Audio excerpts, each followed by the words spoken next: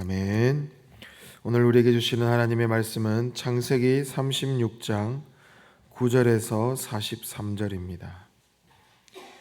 창세기 36장 9절에서 43절 말씀, 제가 가진 성경 구약 55쪽에 있습니다.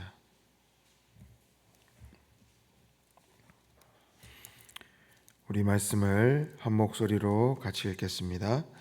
세일산에 있는 에돔 족속의 조상 에서의 족보는 이러하고 그 자손의 이름은 이러하니라. 에서의 아내 아다의 아들은 엘리바스요, 에서의 아내 바스맛의 아들은 루엘이며, 엘리바스의 아들들은 대만과 오말과 스보와 가담과 그나스요. 에서의 아들 엘리바스의 첩 딥나는 아말렉을 엘리바스에게 낳았으니 이들은 에서의 아내 아다의 자손이며, 루엘 아들들은 나핫과 세라와 삼마와 미사니 이들은 에서의 아내 바스맛의 자손이며, 시브온의 손녀 아나의 딸 에서의 아내 오홀리바마의 아들들은 이러하니 그가 여우스와 얄람과 고라를 에서에게 낳았더라. 에서 자손 중 족장은 이러하니라. 에서의 장자 엘르바스의 자손으로 대만 족장, 오말 족장, 스보 족장, 그나스 족장과 고라 족장, 가담 족장, 아말렉 족장이니 이들은 에돔 땅에 있는 엘리바스의 족장들이요, 이들은 아다의 자손이며, 에서의 아들 루엘의 자손으로는 나핫 족장, 세라 족장, 삼마 족장, 미사 족장이니 이들은 에돔 땅에 있는 루엘의 족장들이요, 이들은 에서의 아내 바스맛의 자손이며, 에서의 아내인 올리바마의 아들들은 여우스 족장, 얄람 족장, 고라 족장이니 이들은 아나의 딸이요 에서의 아내인 오홀리바마로 말미암아 나온 족장들이라. 에서 곧 에돔의 자손으로서 족장된 자들이 이러하였느니라. 그 땅의 주민 호리 족속 세일의 자손은 로단과 소발과 시브온과 아나와 디손과 에셀과 디산이니 이들은 에돔 땅에 있는 세일 자손 중 호리 족속의 족장들이요, 로단의 자녀는 호리와 헤맘과 로단의 누이 딥나요, 소발의 자녀는 알완과 마나핫과 에발과 스보와 오남이요, 시브온의 자녀는 아야와 아나며, 이 아나는 그 아버지 시브온의 나귀를 칠 때에 광야에서 온천을 발견하였고, 아나의 자녀는 디손과 오홀리바마니 오홀리바마는 아나의 딸이며, 디손의 자녀는 햄단과 에스반과 이드란과 그란이요, 에스라의 자녀는 빌한과 사야왕과 아간이요, 디산의 자녀는 우스와 아란이니 호리 족속의 족장들은 곧 로단 족장, 소발 족장, 시브온 족장, 아나 족장, 디손 족장, 에셀 족장, 디산 족장이라. 이들은 그들의 족속에 따라 세일 땅에 있는 호리 족속의 족장들이었더라. 이스라엘 자손을 다스리는 왕이 있기 전에 에돔 땅을 다스리는 왕들은 이러하니라. 부올의 아들 벨라가 에돔의 왕이 되었으니 그 도성의 이름은 디나바며, 벨라가 죽고 보스라 사람 세라의 아들 요밥이 그를 대신하여 왕이 되었고, 요밥이 죽고 대만 족속의 땅에 후삼이 그를 대신하여 왕이 되었고, 후삼이 죽고 부닷의 아들 곧 모압들에서 미디안 족속을 친 하닷이 그를 대신하여 왕이 되었으니 그 도성의 이름은 아윗이며, 하닷이 죽고 마스레가의 삼나가 그를 대신하여 왕이 되었고, 삼나가 죽고 유브라데 강변 르호봇의 사울이 그를 대신하여 왕이 되었고, 사울이 죽고 악볼의 아들 바알하난이 그를 대신하여 왕이 되었고, 악볼의 아들 바알하난이 죽고 하달이 그를 대신하여 왕이 되었으니 그 도성 이름은 바우며 그의 아내의 이름은 무헬다벨이니 마드레스의 딸이요 메사합의 손녀더라. 에서에게서 나온 족장들의 이름은 그 종족과 거처와 이름을 따라 나누며 이러하니 딥나 족장, 알와 족장, 여댓 족장, 오홀리바마 족장, 엘라 족장, 비논 족장, 그나스 족장, 대만 족장, 밉살 족장, 막디엘 족장, 히람 족장이라. 이들은 그 구역과 거처를 따른 에돔 족장들이며 에돔 족속의 조상은 에서더라. 아멘. 사람은 무엇을 향해 살아가느냐에 따라서 그 사람의 정체성을 드러내게 됩니다. 방향이 곧 그 사람을 결정하는 것이죠. 겉으로 보기에는 비슷한 사람도 그 방향에 따라 그 본질은 전혀 다를 수가 있습니다. 용기와 만용은 다릅니다. 기쁨과 쾌락도 다릅니다. 세상은 끊임없이 우리에게 이야기를 합니다. 더 많이 가져라. 더 빨리 성공해라. 눈에 보이는 결과가 중요하다. 그러나 하나님께서는 우리에게 원하시는 것은 무엇일까요? 하나님께서는 오늘 우리에게 이렇게 질문하실 겁니다. 무엇이 내 삶의 중심이냐? 무엇이 너의 삶의 중심이냐라는 것이죠. 오늘 본문 창세기 36장은 단순히 보면 한 사람의 족보, 한 사람의 어떤 그런 후손들의 이야기로 보입니다. 그러나 이 족보는 단순한 어떤 이름의 나열이 아니라 두 인생, 두 민족, 두 역사의 방향을 보여주는 또 중요한 장면입니다. 에서의 후손은 이미 왕들과 족장들이 등장하는 거대한 나무처럼 보입니다. 그 현재는 화려합니다.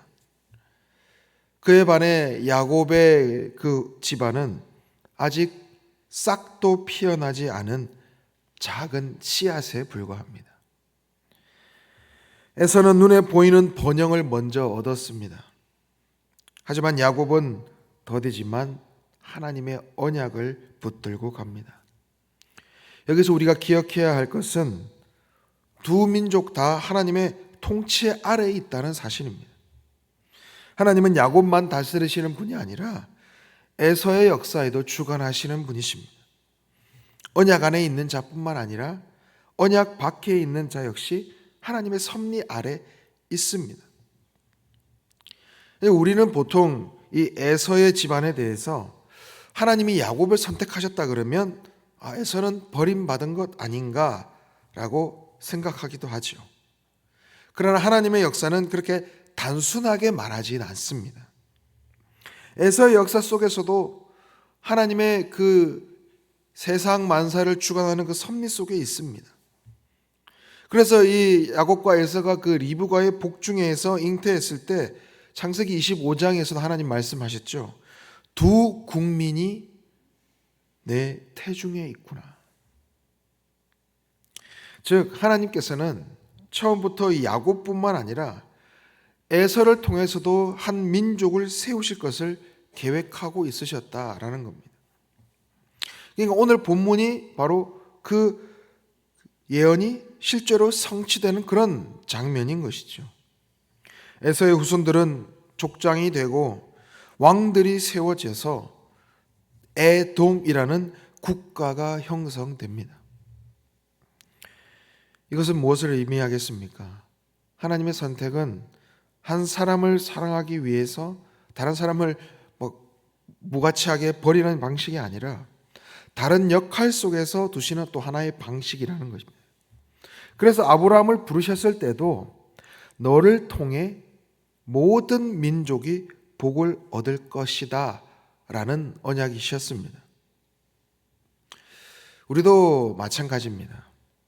우리도 신앙생활을 하다 보면 또는 우리의 삶의 믿음의 여정을 해 나가다 보면 누구는 다른 사람들을 이끄는 어떤 리더로서 누군가는 뒤에서 밀어주며 받쳐주며 또 따르는 어떤 섬김으로써 또 누군가는 눈에 띄기도 하고 누군가는 조용히 헌신하기도 하고 누군가는 중요한 위치에 있을 수도 있고 누군가는 비교적 덜 중요한 위치에 있을 수도 있습니다. 그러나 어느 누구도 그 역할에 있어서 누가 잘났고 누가 못났고 누가 하나님 앞에는 쓰임받았고 누가 하나님 쓰임받지 않았고 그런 것이 아니라는 겁니다. 그런데 세상은 끊임없이 우리에게 뭘 이야기합니까? 비교하게 만듭니다. 왜 나는 저 사람처럼 되지 못할까? 왜 나는 저 위치에 오르지 못할까? 왜 나는 저 자리에 있지 못할까? 근데 비교하게 되면 비참해지는 것입니다. 하나님은 절대 비교하지 않으십니다. 하나님은 그저 우리에게 물으시는 것입니다. 너가 있는 그 자리에서 충성을 다하고 있느냐라는 거예요. 그 질문에 우리는 응답할 뿐입니다. 자, 그런데 이 두 민족의 또 다른 측면이 있습니다. 에서도 분명 하나님의 그 역사 가운데 있지만, 근데 그들에게 없는 것이 있습니다. 그들에게는 말씀이, 언약이, 계명이 없습니다. 오늘 본문에도 나오지만 에서의 후손은 매우 빠르게 성장했습니다. 본문에 보면 왕들이 등장합니다. 31절에 보니까 이스라엘 자손에 아직 다스리는 그 왕이 있기 전에 이미 에돔 땅에 왕들이 있었다. 그러니까 이미 왕정 체제가 시작이 된 겁니다. 그런데 반면에 이 이스라엘은 어땠습니까? 아직 국가도 아닙니다. 그들은 앞으로 많은 시간이 더 필요했습니다. 애굽으로 내려가야 됐고, 애굽에서도 생활해야 됐고, 또 그 가운데 또 애굽의 노예가 되기도 하고, 출애굽을 해야 되고, 광야를 지나야 했습니다. 아직 그들은 왕정 시대는 고사하고 한 마을조차 형성하지 못했습니다. 겉으로 보면 누가 성공한 것처럼 보입니까? 분명히 에돔이죠. 더 빠른 국가화, 더 빠른 정치 체계, 더 빠른 문명을 이루었습니다. 그러나 하나님은 속도로 일하지 않으십니다. 하나님은 깊이로 일하십니다. 이스라엘은 느렸지만 언약을 배웠습니다. 광야에서 하나님을 배우게 됩니다. 그리고 성막을 배우고 말씀을 배웁니다. 하나님은 큰 나라보다 거룩한 백성, 구별된 백성을 원하셨습니다. 오늘날 우리 이 시대는 정말 속도의 시대를 살아가고 있습니다. 빨리 돈 벌기, 빨리 성공하기, 빨리 승진하기. 그러나 너무 빨리 올라간 나무는 뿌리가 약할 수밖에 없습니다. 제가 고등학생 때 아주 인상 깊게 기억나는 그 장면이 있는데요. 당시 이제 아버지께서 문화재를 관리하는 이제 공무원으로 이제 일하고 계셨는데, 제가 그곳에 같이 이제 살기도 하고 그랬었습니다. 그때 어느 날 거대한 나무를 외부에서 이제 뽑아와서 이제 그 문화재 이제 멋있게 이제 조경을 하기 위해서 이제 거대한 나무를 가져와서 막 크레인을 동원해서 이제 심었습니다. 그래서 저는 그 나무를 보면서 와, 진짜 크다. 이렇게 큰 나무가 있을까? 야, 이 큰 나무는 야, 절대 쓰러질 일이 없겠지. 여기서 뭐 평생 살아가겠지 이런 생각을 했습니다. 그런데 채 1년이 못 가서 이제 그 지역에 큰 태풍이 왔습니다. 그래서 그 나무는 뿌리가 깊지를 못하니까 그만 그 태풍에 쓰러져 죽고 말았습니다. 저는 그 장면을 보면서 역시 뿌리의 깊이가 중요하구나. 아무리 거대하고 화려한들 뿌리가 내리지 못하면 한순간에 이렇게 쓰러지고 넘어지는구나. 그걸 깨달았습니다. 우리 인생도 마찬가지 아니겠습니까? 우리 인생에 때론 하나님께서 광야를 허락하십니다. 고난을 허락하시기도 하고요. 왜 그럴까요?